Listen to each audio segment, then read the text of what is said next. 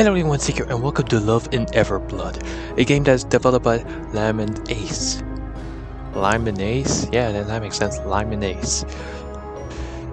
A game developer that I used to play on a game called The Cardell Park Case. I did finish the game, but I did finish it on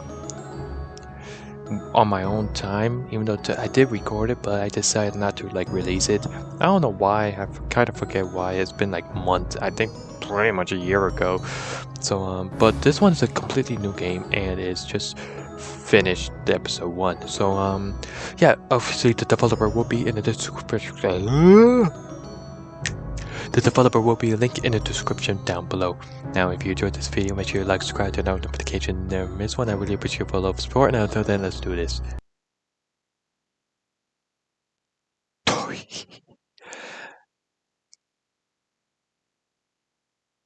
I like how I'm really lagging when it comes to text message games somehow. That's a totally different story, but that's whatever. This game contains 2 hot dudes, childhood friend shenanigans, and a big-ass magic school. Oh. Reader discretion is, as always, is advised. Now let's start this little story from episode 1. I'm actually excited to play because I did have at least a little fun, not just reading, but the little jokes here and there from the game. It's pretty nice. Of course, support the developer. Links to the description will always be down below.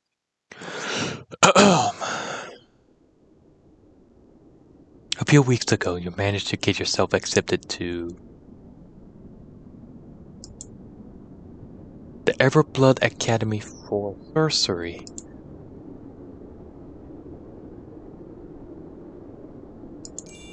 How pleasant!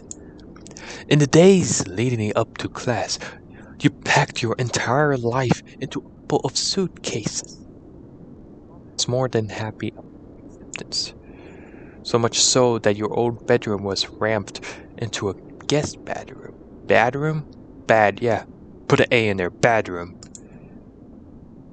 Gone were all of the cracks into the walls, the questionable heater, and the hard bed painted over with money your mother claimed not to. Not to what? Where do you get these words from? To not have. Yeah, you know, when you're not wanted, you're not that dumb. Instead, it's a win-win for you and your mother. Ooh. Everblood Academy is located...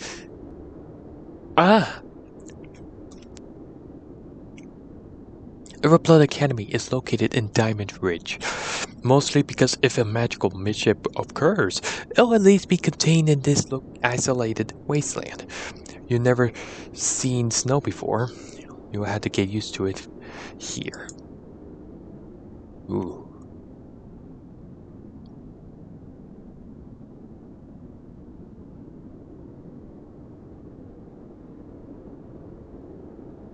After a long-ass carriage ride, you drop off at one of the dormitory halls. That's a dormitory. Because it's old there, but you already guessed that, but you know. The building is I can't read, I just can't. The building is adorned with stone arches, golden statues, and even a few balconies for some of the suits. Perfect for jumping off of. You're greeted by cold air that prickles your entire body. You feel all of your hair spiking up like a cat's. Still, the cold can't stifle your excitement at the fact that I'm finally here, said Adrian. Huh. Hey Adrian, what's up? I think we're Adrian. Who's Adrian? I think I'm Adrian. Am I Adrian? We look alike, don't we? Rude. Much. Anyways, aside from that little interruption, you're stupid excited. Like a puppy when they see their beloved owner. You calm yourself down a bit, wouldn't want to gush over the guided statue with a bunch of rich kids around. For the most part, you don't know how rich kids to be nicest people. Sure, they don't go out of their way to humiliate. Sure, they don't go out of. Sure, they don't go out of the way to humiliate. Humiliate. There you. Fuck. Sure, they don't go out of their way to humiliate you, but you can't help but think they look at you like some poor puppy.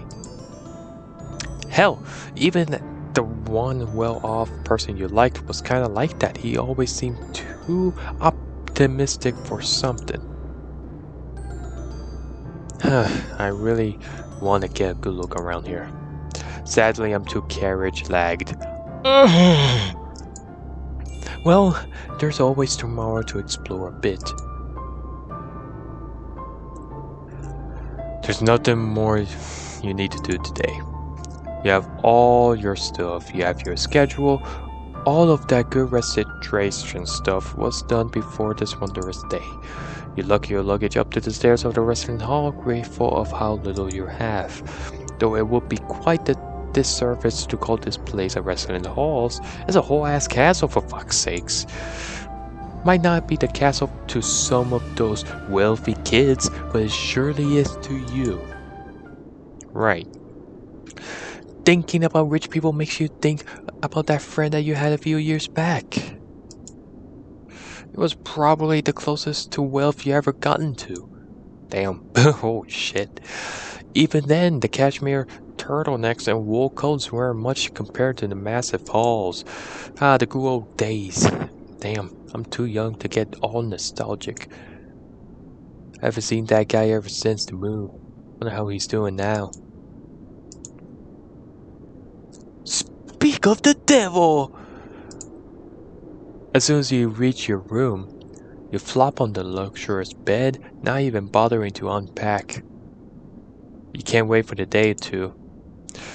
As you sleep, the thoughts of your old friend drift into the back of your mind.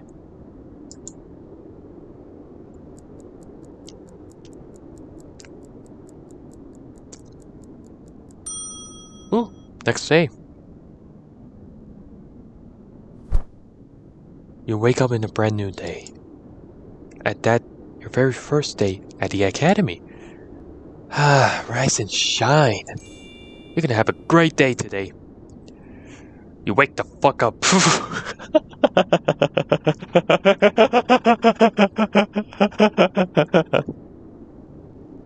You wake the fuck up, practically jumped out of bed, throw your flannel on, brush your teeth, shove textbooks into your pockets. Pockets?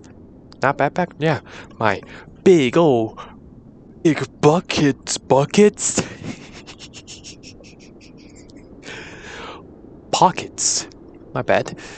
Because what projective mage doesn't shove some random shit into their infinite pockets? Then you rush the hell out of the door. Even though you're not late. I mean, I could force myself to be late. In contrast with how happy you feel, it's gray, cold, and gloomy outside because it's snow. You're not used to seeing this much snow and ice outside, but you'll adjust eventually. The warm mist piece of your clothing you have is a plain old jacket. Yeah, that's not gonna do jack shit here, but it's better than going out in a t-shirt and shorts. Now, I just need to find where my first class is. Where the heck did I put my timetable? I got it! Looks like my first class is, Hexane 201, room 505, Great Tower. You look around and see a massive tower looming in the distance. No way in hell that's not a great tower. I mean, this one over there? I mean, shit, that's the only shit there is. You rush over to the massive tower, snowflakes stinging your flushed face. True, you don't need to run. That's why you woke up 2 hours before classes. But there's always the chance you get lost, arrive to class late, and make a shitty first impression. Then, you're gonna have to do even more to gain the respect of others. You had your time to puking in high school, now the time to get serious. Alright, I'm here at the inferior tower. Well, the signs never lie. And here you are, about to wallow in your misery. At least I got my daily running. guess that's one way to cope with the time and energy you wasted. Given the fact that the greatest tower is the so-called Imperial Tower, you see no reason to why the Stout Tower shouldn't be in the Great Tower, so you run the direction of the Petit Tower.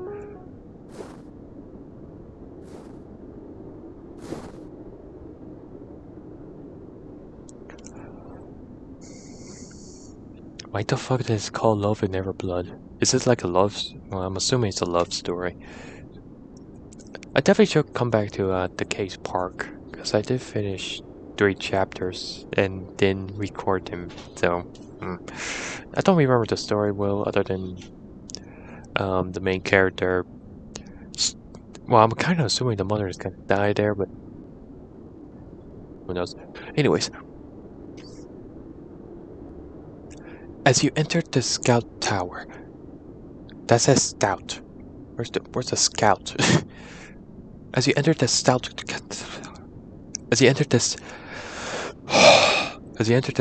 Tower, you realize why it's called the Great Tower. What this tower lacks in height, it makes up for in airness.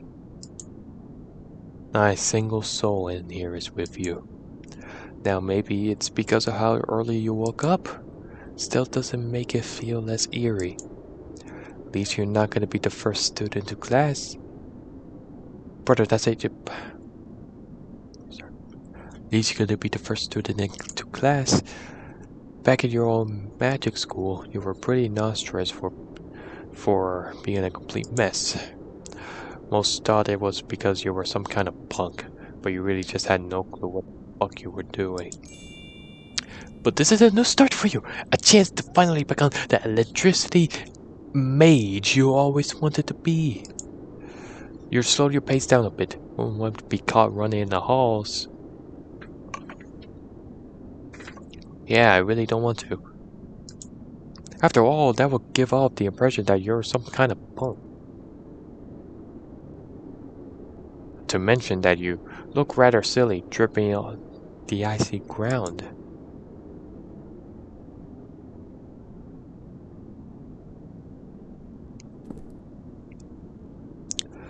You pause.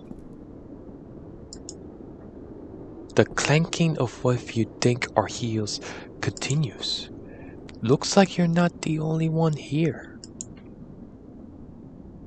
Probably a professor. Come on, Adrian. Make a good first impression on the professor. You straighten your posture as much as possible to pull out some books from your pocket. Gotta look as studious as possible. As the footsteps draw closer and closer, you expect the sight of a stern professor. Much for your surprise, however, a tall young man glides by, clad in the black ensembles. A dark coat is draped over his shoulders, flowing behind him with his feet fast-paced. He almost doesn't notice you, his cold purple eyes glued to the book. He swerves out of the way like he somehow knows where everything and everyone in the hall is. Then he pauses. You feel a chill down your spine, like he's an apparition.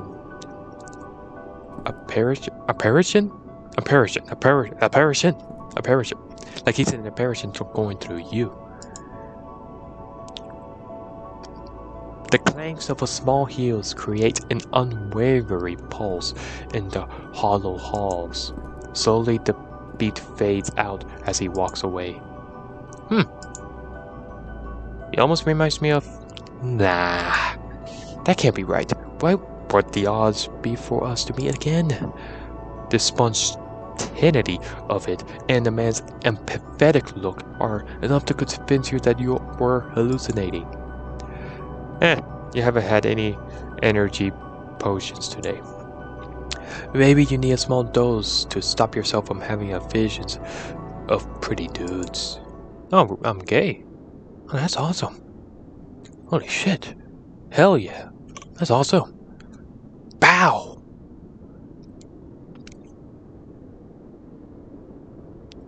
I know he's my friend, but it's mostly a love story. A strange one, because I'm learning about magic.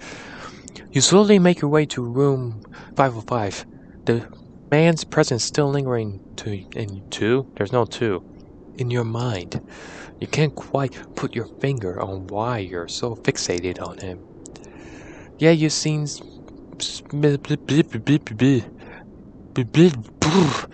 Yeah, you've seen so many pretty guys here before. I didn't even read that one. Yeah, he liked pretty guys. Alright, I'm not gonna begin daydreaming in class about him. I got better things to do. Like making good first impression. Because that's a good thing to do first. You sit your ass down in the second row, right? Too close to the front. Professor's gonna watch you like a hawk. Not to mention that you're gonna isolate yourself from the rest of the class. Too far back and everyone's gonna think you're a bad apple. Yes, you know what, this is some bullshit high school logic that you shouldn't have been left the minute you enter college. But you sometimes wonder if other people are stuck in this high school mindset like you are. You're not about to live deep into the psyche of teenagers suddenly turning into adults, though. You'll save that for later. For now, it's time to open up the lovely textbook you had to buy for an arm and a leg. Hey, what the fuck? Hexing for Dumbasses Volume 2. Did a YouTuber write this? Did a YouTuber make that book? What the hell? You skim through a couple of pages for what you think is in a few minutes. It holds you. Its hold on you is so strong that it's probably hexed you the minute you open it. It's practical as hell for your shitty attention span, but at the same time it fucks with your time perception. Before you know it, the entire class has trickled into the room. You hear them chattering about random stuff. Stuff about boys, girls, how hot the teacher assistant is, all that good normal magic college shit.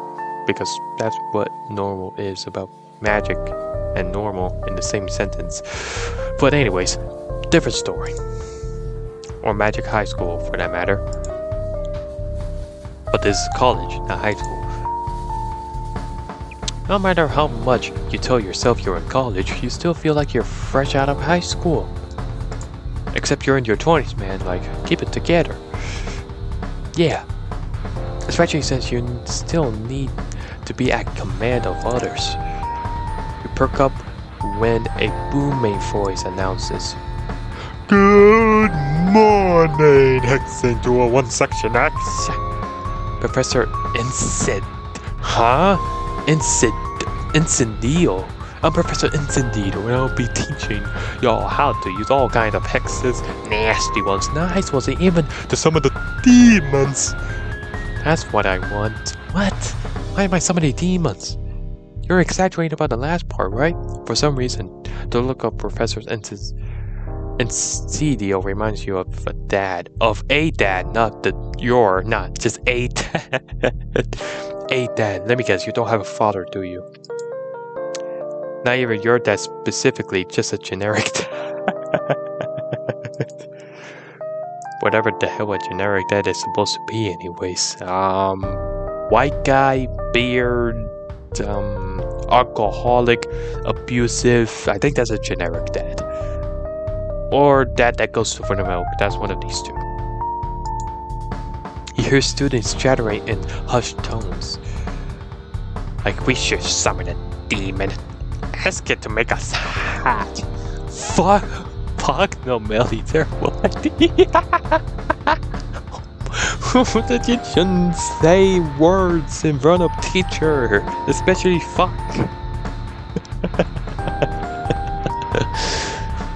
For the fact that really is true, because students just say that, and teachers have to like, hey, watch your language in school.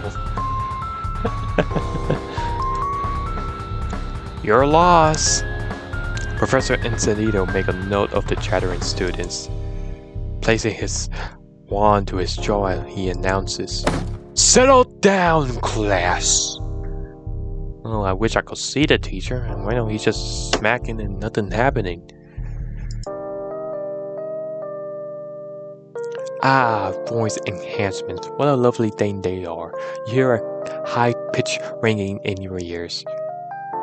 Youch. But everyone shuts the fuck up. Okay, cute. Now, where were we? Oh, right. Question mark? I want you all to meet your Ta. My Ta? Professor Encenito beckons over to a tall young man.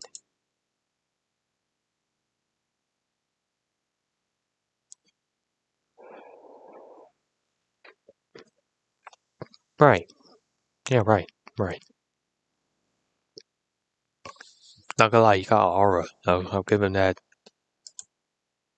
His eyes look to be glued to his tall, heeled boots. Wait a minute. It's that guy again! No, I'm not going bullshit insane.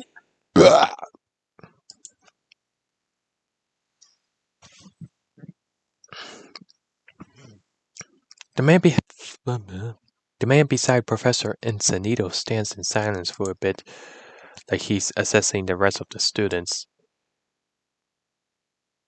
He finally opens his mouth. Oliver.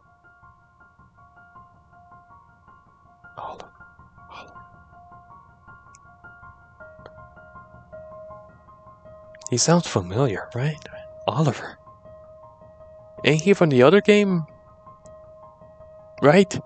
Or maybe that's just a random NPC that died. I don't remember. My name is Oliver Cypress. I'll be your TA for the semester, as Professor Encenito stated. I am a junior plant mage, so you can come to me with questions about your classes or potential career paths. You can't quite put your finger on how to describe his voice. The closest comparison you can make it is to snow. What the fuck does snow sound like? What does snow sound like? Oh, the weather outside is something. And I forgot the rest of the lyrics. I had to stop singing. Let it snow, let it snow, let it snow. Cold but soft. Something about that name rings a bell. Alright, tell me about it. Cypress, Oliver Cypress. Where have I heard that name before? You heard some of the female students, tittering a bit. Looks like this Oliver guy was the subject of those discussions about a hot TA. Oh, teacher assistant. That's what TA means.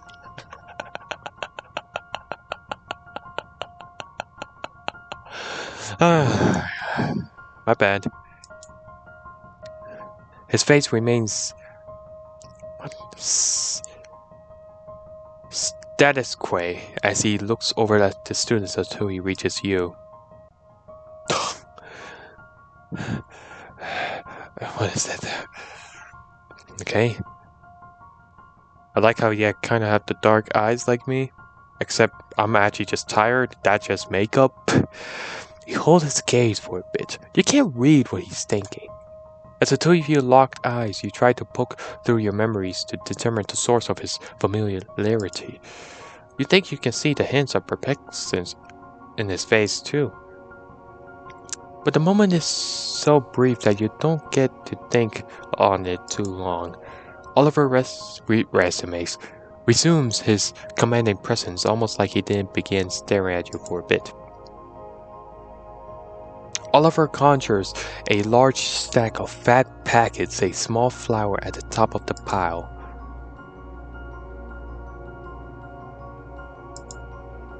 You wonder where the flower came from. His general presence makes you think he's an ice, wind, or water mage. He's all black. Wait, that doesn't sound right. He quickly brushes the blossom off and distributes the papers what you're pretty sure is a levitation spell. Sometimes you think of it would be much more efficient to just do things manually. Not manually. I don't even know what I said from before. But this is an exception. The pack is divided into an array such that let me restart. But this is an exception. The pack is divided up into an array such that they're above each and every desk. Most of your attempts with levitation magic aren't this uniform and perfect. Usually they end up with someone being smacked in the face. Your face mostly. Of course, because why wouldn't it? Why wouldn't it? As you look at Oliver, he's not even breaking a sweat. Heck, he didn't even pull out a wand for this shit. He releases the papers, all of them falling into the desk with a loud, uniform thud. You look at the paper. Seems like a quiz. You hear moaning and growling through the room. This is just a little quiz to get an idea of where you stand with regards of hexing. It's not going to count towards your final grade, however, so it's fine if you do horribly. Won't count towards the final grade, huh? We can all begin. Now! You hear the screeches and scratches of pencils against paper. You turn towards the first page. Wait a second. The hell is this a marvel hex? As you flip through the paper, you find all kinds of shit you either don't know or have vague memory of. Well, Professor Intesnito mentioned that it wouldn't make an impact on the final grade. Plus, I don't think that I'm a punk for not knowing half of this. Should I just give up most of these questions? Maybe I have more time to read over the textbook after class. Fuck no. Try your best on each question, taking hard for the trickster ones. One by one, students trickled out of the classroom, turning their quizzes to the front desk. Before you know it, you're one of the few students left. Your feet tap anxiously against the floor as you near the end of the quiz. And done! Quiz in hand, you walk in front of the desk, place the packet on the top of the others. Right by Oliver. He's marking the quizzes down with a foundation pen, complete with blood red ink. Looks like this quiz was an absolute bloodbath. You rush back to your desk, pack your shit up and go. Make sure to wish Professor Encidio a good day. You know, I do have, before I continue on, I do have some things I will say. I am having fun. So far, I only play one of his games. The park case and this one. And I am having fun because it's fun to read. It's really fun to read. You could have sworn that through the corner of your eye you saw a hint of amusement in Oliver's face, probably thanks to the quizzes. What if I got all of them right? I hope so. That call aura. Trust me. Trust your guts, trust your instincts. You will get 100% and you'll be the best student known to man. Trust me. Back in middle school, I got a 92 without I was supposed to say without studying, but apparently I forgot what studying is, so I just said wow. So, yeah, my bad. But the time you entered the hallway, you're still trying to dissect Oliver's face. What was he thinking when he looked through the quizzes, when he saw you? Wait a sec.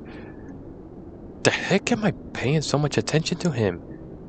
You initially think it's because he's hot as hell, but it doesn't make sense. Plain of guys at this academy are hot. None of them enchanted you like this one. Then you think he placed a hex on you. Thing is that there's no way he could have placed a hex that strong on me, right? The one thing that stays consistent on your thoughts is familiarity. I swear that I seen that guy somewhere before. You're about to run off to who knows where when you realize your shoelaces is untied. Ironic. You try to be as good of a student as you can, at least impression-wise, and your shoe is untied. Well, guess what? I don't have shoes, bitch.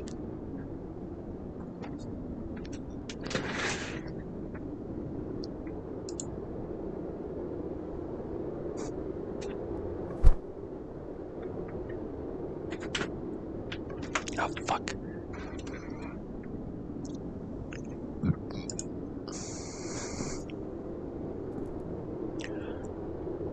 The hell?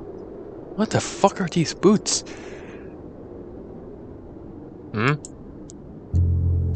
Oh shit! Why is he looking at him? Our man Adrian like that. He just has a dark, ominous look. I feel like this love story is gonna turn to a plot twist that he's gonna kill me. I don't know. If I didn't even hear him... What? I didn't even hear him approach me. Oliver absolutely towers over you. Alright, maybe not absolutely. You're on the ground for fuck's sakes. Am I in trouble or something? Maybe. That's the only thing that could explain Oliver's grim expression.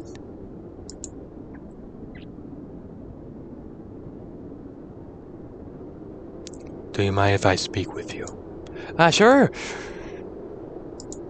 He begins to walk away. Looks like when he asked, do you mind, he really meant it that way. Hold on, I don't mind.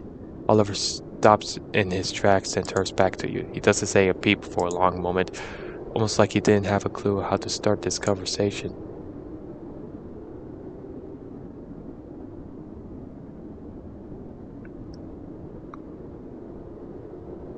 When are we doing the 69?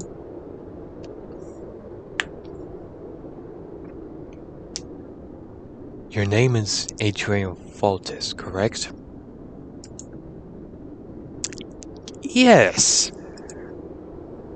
Something glimmers in his face. I knew you looked familiar. Sorry if this is coming out of nowhere. The stutter in his voice feels so different from his voice during class. Sounds like the icelets on his tongue are melting. I was thinking the same thing! You blurt out while thinking. You're about to retract it when it's just that your face, name, mannerism, they're familiar. Then I thought you were someone I knew long ago.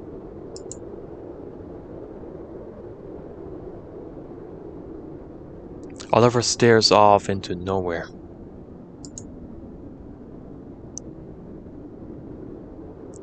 I know that this is strange, to say the least. It is. It's strange that we're both thinking the same thing. When did you know this person? 5 years ago. You reach back into your memories. You did have a friend back then, a pretty close one. We knew each other from elementary school. 5 years ago. We knew each other. Okay. Sorry, my brain's stupid. They'd visit my house almost every single day. We did what children were meant to do, just exist without the weight of age.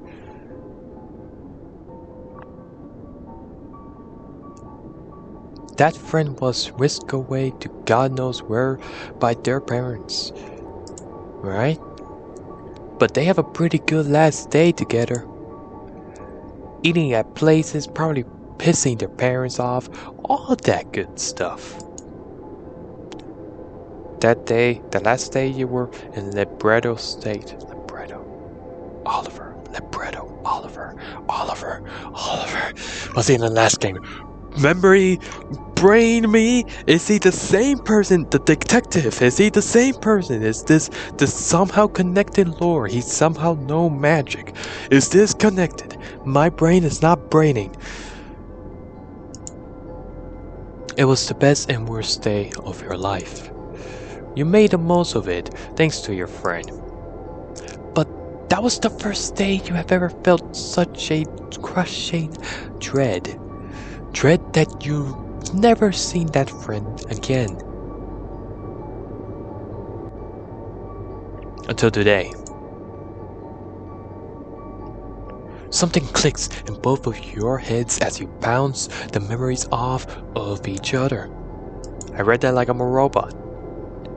Somehow both of your recollections line up perfectly. It is all confirms what you were thinking. I thought you had never... You cut each other off. Nice going. Alright, so they immediately connect. Oliver breaks the silence after a few seconds. You go first.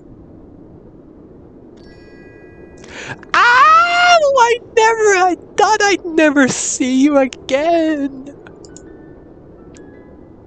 Yeah, I tried. My voice is not high-pitched enough for me to like go and also as you see from the time right there, boom, it's 11, so I'm not screaming at 11:18. What are the odds we end up in the same school? I almost didn't recognize you at first. You look so different. The same could be said for you, Adrian. When did you dye your hair? Didn't expect you to notice. I did this press my hex a few weeks ago. Mom was pissed for days when eventually she wanted the hair done. She wanted her hair done too.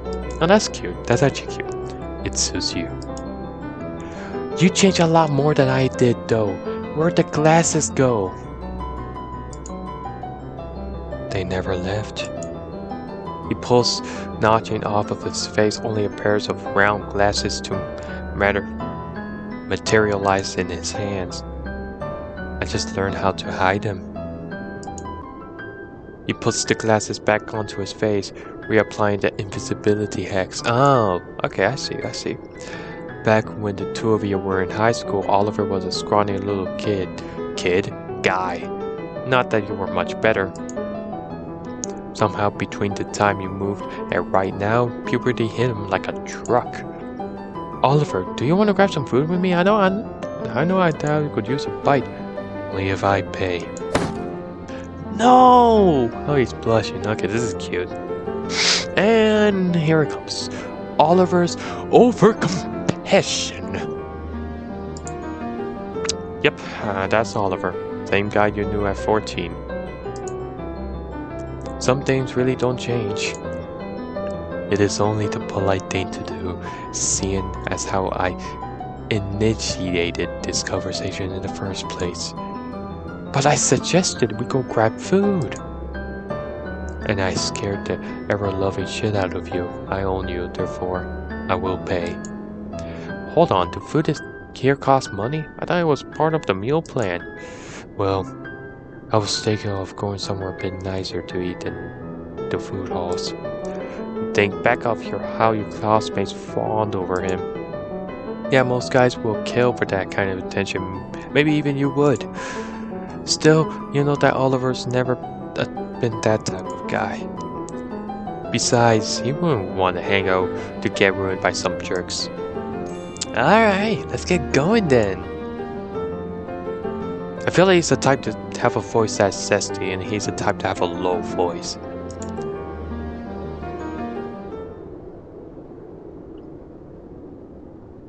I mean, I could do a low voice because my voice is low as I could get.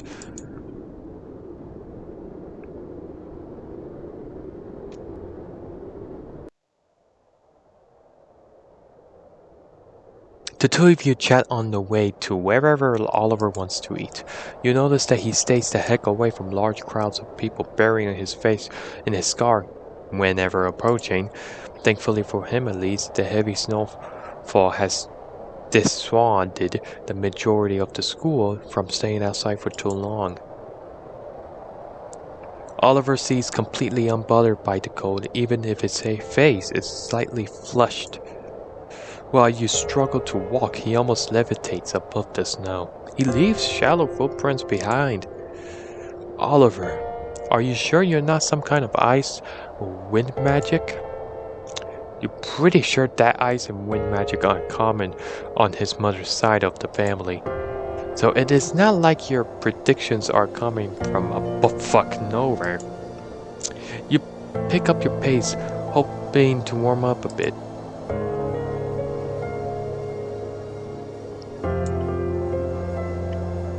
How was it in Los Pecadores?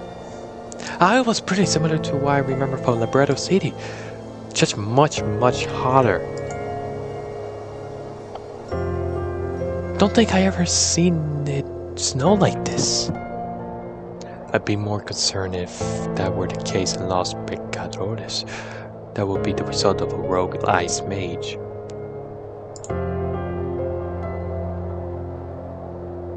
I feel like Oliver might be keeping secrets from us. I don't know. He didn't answer the question of your ice mage or whatever. Maybe he did by saying this, but I don't know.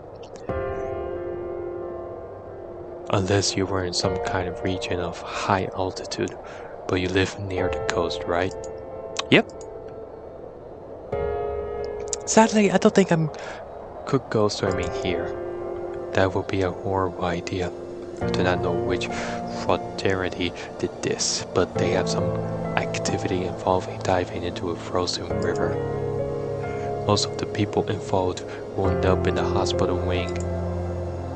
Everyone was in such a terrible shape that a restriction hex was placed on almost all bodies of water on campus. Sheesh! Yeah, I was thinking the hazings at my old school were bad. Come to think of it, I doubt it was the fraternity was being a hazel ritual. Someone said about it being normal activity. Didn't you say you were a junior mage? How did you not know about the fraternity's shenanigans? The closest I've ever gotten to a fraternity was the Honor Society. I see. I might join a fraternity if I'm sure my classmates won't be too hard. The classes won't be too hard. When you do, just tell me if they ever violate school policies. Can't snitch on the Brotherhood. You're smart enough to know when you're in danger though, right? Fuck yeah! So when you're initiated, you'll run away if they make you eat a frog. What's wrong with eating frogs? You take it back to that time when Oliver's father made dinner. All you remember was tasty, scrumptious frog legs. Will you be fine with living frogs? Hell no. I'm not eating a frog if it hasn't croaked. That's so much of a pun. That's a pun. God damn it.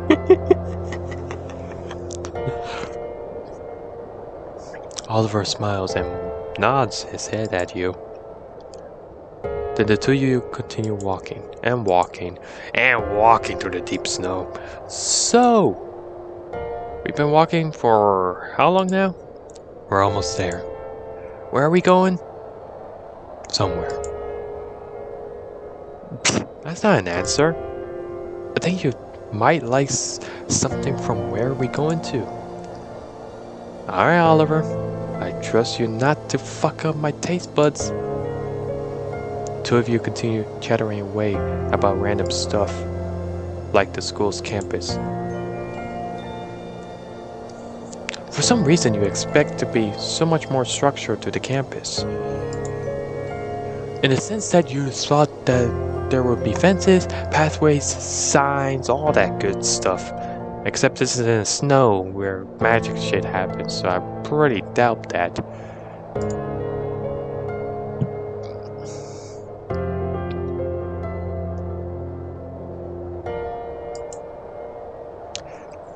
Here you are though, out and about, with Oliver Cypress in the middle of a peaceful forest. It's too nice for a first day at college. Ooh, food! The two of you arrive at a small cafe, which seems to be a common theme in this game, but whatever. This game and then the other game will go. Oliver, being the absolute gentleman he is, holds the front door open for you. It's so warm in the cafe that you can feel the snow of your clothing melting off. But it's not so hot to the point where you're gonna strip off the spot. Must be some damn good fire magic.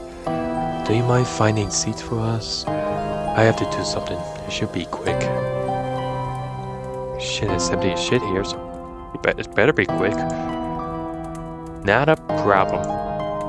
Oliver walks towards the front counter where a young woman stands. Meanwhile, you have free range of a cafe. It's almost like no one's here at this time. You opt for a seat near the windows. It offers quite a scenic view. Makes you feel like one of those rich kids in the mountains chat to you. Once starting out, the window gets boring. You turn your gaze towards Oliver. Due to the distant lack of people, you easily make out the conversation. Hey, Oliver! Good morning, Emma. This is from the last game. No way, no. You can't be is this not related to the other game? Am I losing my bonkers?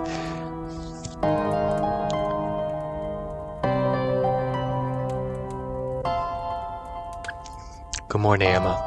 How has everything been going for you and the cafe?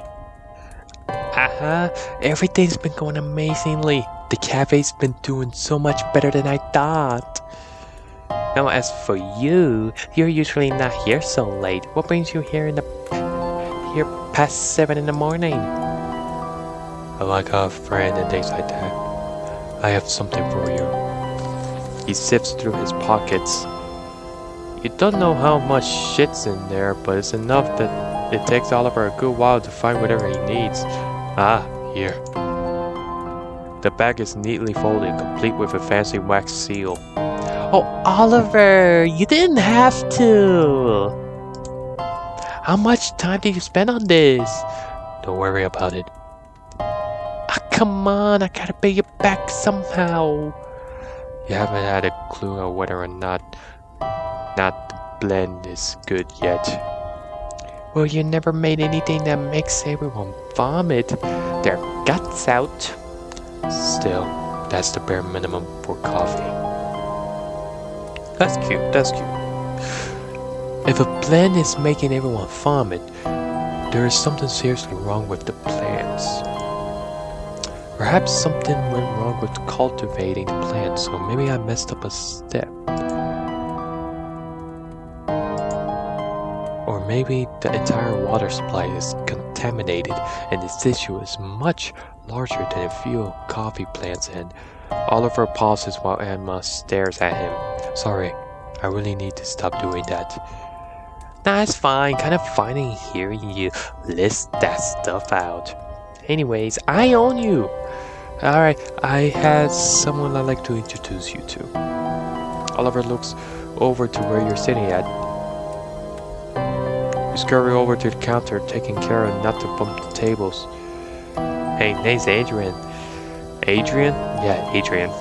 I thought it had an A, so I was about to say Adria.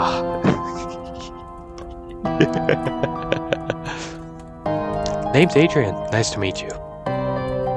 I'm Emma. Never seen you around here before. I've just arrived here yesterday. Ah, that explains it. Well then, hope you've been liking here so far. Thanks, it has been amazing so far.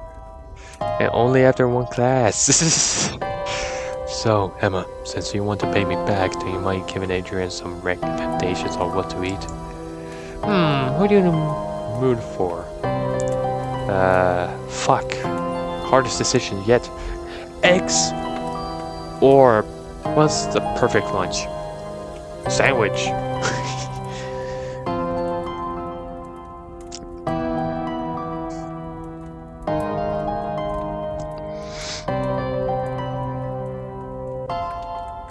Let's go breakfast.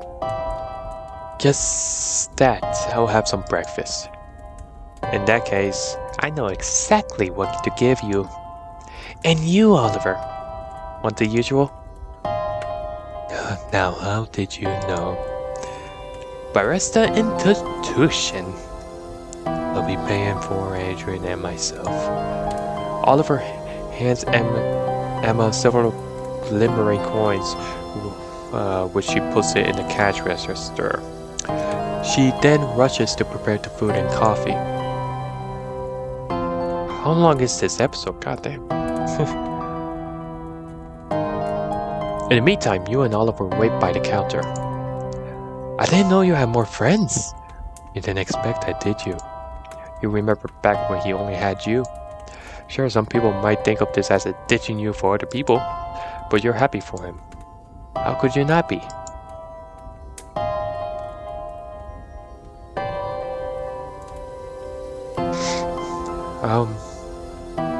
I got a little scared on that. I hope it's not foreshadowing. I don't know. I don't know why I'm feeling off about this game. Nah, I always thought that eventually you'll wind up with popular with the ladies. You're getting quite ahead of yourself here. Your order's ready. Alright, let me see the food. Let me see the food. Let me see the food. Let me see the food. Come on. Don't show me black screen. Let me see the food. Oliver retrieves the food and coffee. You then escort him over to the seats you picked out. As you sit, he slips his coat off and traps it over the back of the chair. Oliver begins to sip his hot coffee. You never understood his coffee obsession. The closest you can think of is that it's similar to your energy potions. Still, you don't know how he drinks it so planned. Then again, you also know how much he hates energy potions. It's pretty good. That shit's just a croissant. I mean, I'm not gonna be mad about croissant, but come on. That's just a croissant. No eggs, none. Alright. You speak in between bites. Oh. That's so good. You realize that Oliver hasn't removed his silky gloves. Cold hands? I just like keeping them on. Even while eating crumbly stuff? You motion towards the little sandwich on his plate. Hey, he just left the tater. Of course he did. You almost forget he could just do that. Ah, shucks, I thought I had you there. Oliver's face contorts to a slight smirk. Or instead of magic, I could just use silverware. Hell no, you're not about to eat that with a fork, are you? First off, my glove would get ruined if I ate the sandwich with my hands. Second, there's no difference between eating with a silverware and hands. They both get the job done. And lastly, as how my mother taught me, proper form or something along those lines. Ah. Yeah, I think I remember her.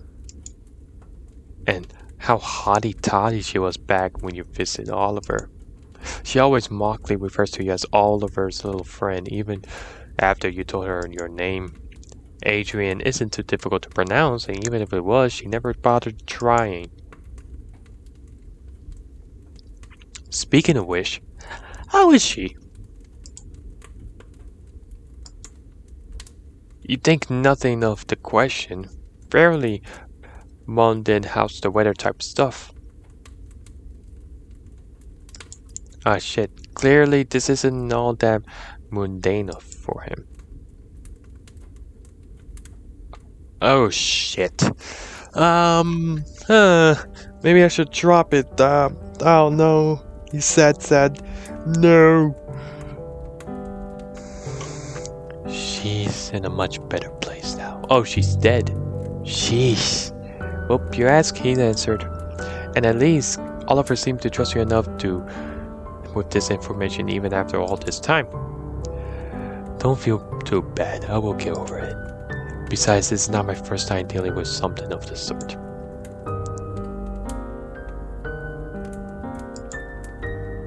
You got to be lying right now, right? No one just gets over this kind of shit that quickly. Some people never get over it, in fact. How's everything been for your family ever since the move and all? You can tell that he's trying to steer the conversation away from stuff about his mother. My family. You remember that you sometimes send a bird to mail stuff to Oliver.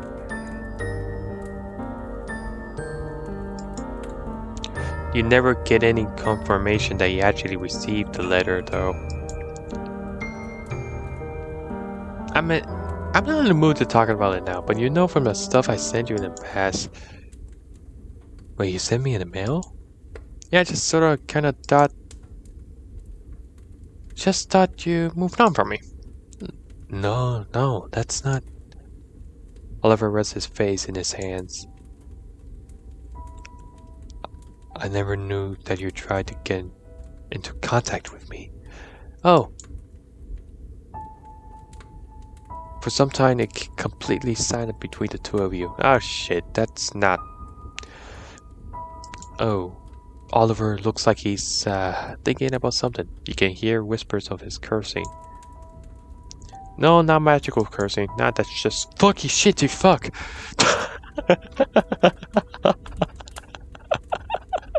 I was right. Fucking shit.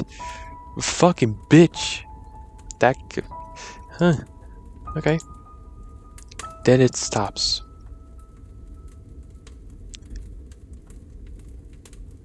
Adrian, I'm sorry that I never wrote to you.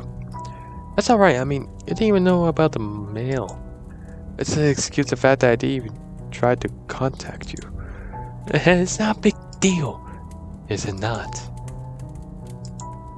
For some time it was. Then I thought of him moving on without you.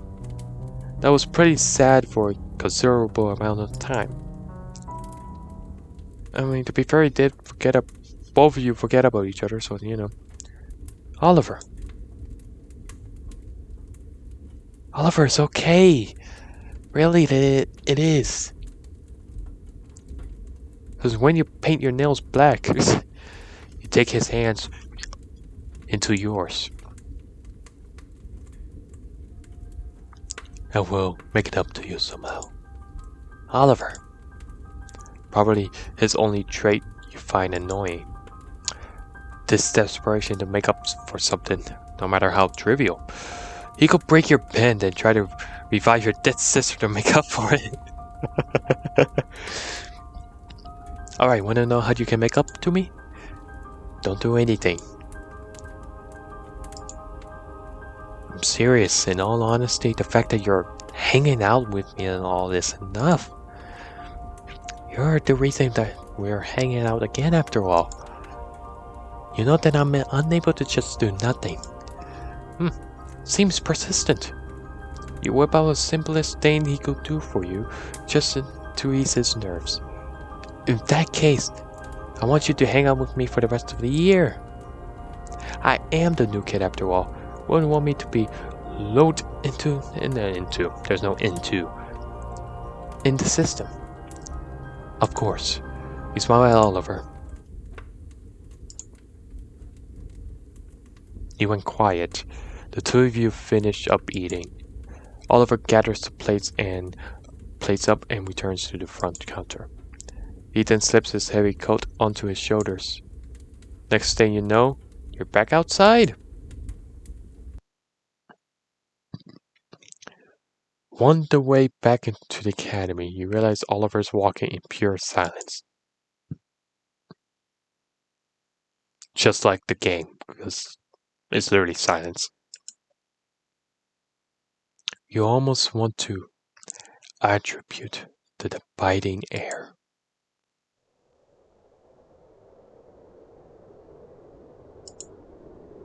But you wonder if the conversation in the cafe has anything to do with it. You can't tell what he's thinking. But, hey Oliver, you okay? He jolts out of his trance. You were just zoning out for a bit. Sorry, I have something on my mind.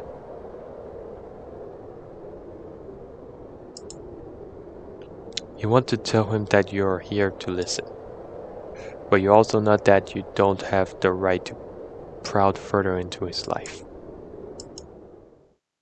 Fair enough. Maybe gain him a little more trust, because even though y'all were friends before, it's been a while since y'all last actually contact with each other. So maybe you give it some time before it's official to actually talk about what's going on with Oliver. Oliver's mother is dead. Oliver's father might be somewhere, probably dead like the last game, but who knows? Who knows? After escorting Adrian back to the academy and providing him with some company, you retreated to your dormitory.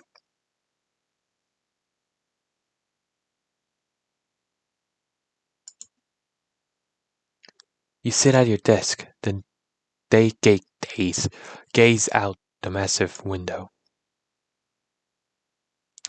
White snowflakes drift into the inky sky. It's the perfect backdrop of drafting Professor Encenito's lesson plans. You always have a love-hate relationship with winter. It's a beautiful season despite the death at every corner. Holy shit, I just realized we're doing two different perspectives now. We just finished with Adrian, now we're Oliver. You know that all too well. You feel the wind whispering to your ears.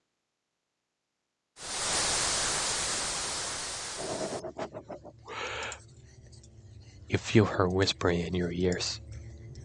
This isn't any normal wind. It stinks. You can barely make out any words. You, me, apart. Shut up, shut up, shut up. Goodness, not this again. Looks like the ceiling hex didn't work all too well. With him left me. I thought that you were out of my life. Never. You, me, forever. You close the curtains, so much of getting some air in the room. This is the first time she whispered to you in a while. Why now, of all times? Of course, it's a trivial question. Once you think about it for more than a second, you might be a fucking idiot if you're not. But you're not that dense. I know that you're out there somewhere. I won't let you take those I love away from me. Never again. Even after pulling the velvet curtain shut, cold air seeps into the room. You can hear her anger whispers outside. You huddle a bit closer to the fireplace. She's pissed, like always. Some things never change, do they?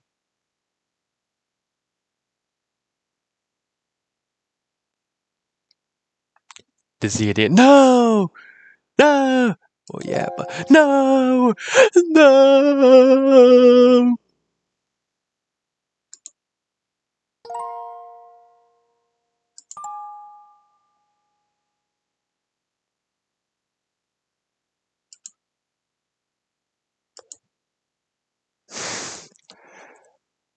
Alright, ladies and gentlemen, that is Love in Everblood episode 1. Now, let me actually talk about the game before I end the video right here.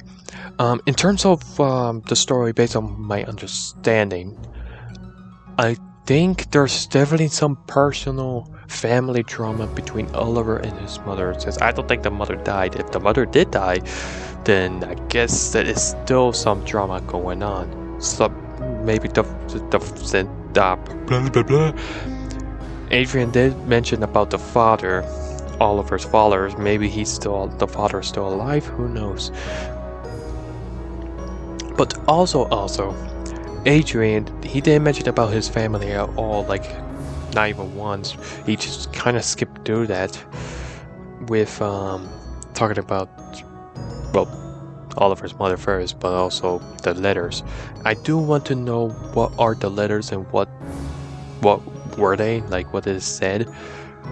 And the reason why I'm assuming Oliver didn't get those messages is because of his mother. So it might be some sort of abuse during between these two. So it might be something about that. Other than that, it's a really interesting game. Really interesting game. I do like it. I have fun, funny jokes here and there. That one pun that got me well. Well, surprisingly well. I just realized the crook is frogs doing that. But other than that, it's a very fascinating experience. It's good to play one of these games again, especially from the same developer that I enjoy from the other game. Now, if you enjoyed this video, like, subscribe, turn on notifications, and never miss one. I really appreciate your love support. And until then, I'll see you on the next one. Love y'all. Peace.